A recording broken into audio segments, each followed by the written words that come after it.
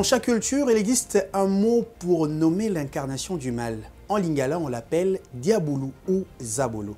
Ce mot, qui résonne avec une intensité particulière dans les récits religieux et populaires, puise ses origines dans les langues les plus anciennes que je vous dévoile aujourd'hui. Vous êtes dans Origine de mots, là où le mot prend sens et signification.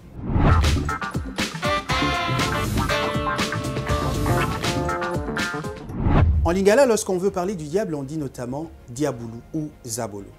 Mais est-ce que vous saviez que ce mot tire son origine dans la Grèce antique?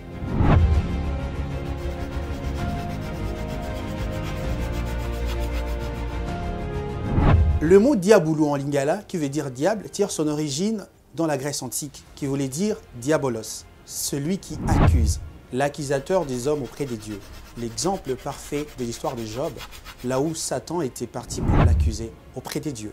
Alors quand le christianisme est né, pour désigner le mal ou pour désigner le diable, on a employé ce mot diabolos, qui désignait avant celui qui accuse, tout simplement l'accusateur, pour désigner aussi l'ennemi suprême de Christ, qui est Satan. Avec la traduction biblique en latin, le mot diabolos devient diabolus. Le mot traverse alors l'Europe. En français, ça veut dire diable. En anglais, on dit devil. C'est au 19e siècle, lors de l'expansion du christianisme en Afrique, que le mot diabolos quitte notamment la Grèce pour être ramené en Afrique pour désigner Satan ou le diable. Les missionnaires de l'époque mettent en garde contre les diables, le père suprême du mal, l'accusateur, les menteurs.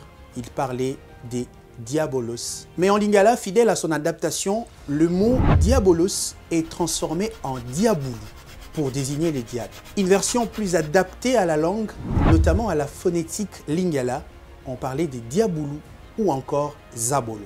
Aujourd'hui, diabulu ou zabolo est ancré dans la culture congolaise. Vous l'avez su grâce à cette émission que ça vient notamment de la Grèce antique, où on parlait des diabolos, en latin diabolus, et en lingala, ça a pris ses sens des diabulu ou encore zabolo pour désigner le diable.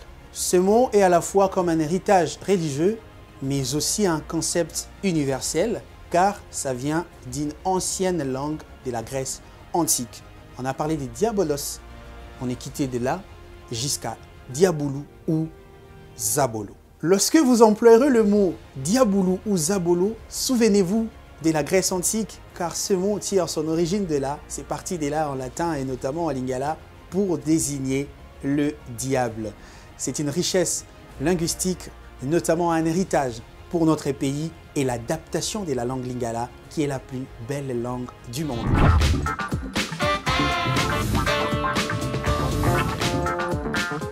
Invoquer les noms du diable, c'est invoquer le mal. Madame, messieurs, évitez de prononcer les mots diabolo ou diabulu dans votre langage.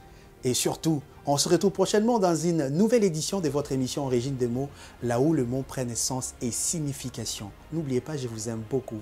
Prochainement. Bye bye.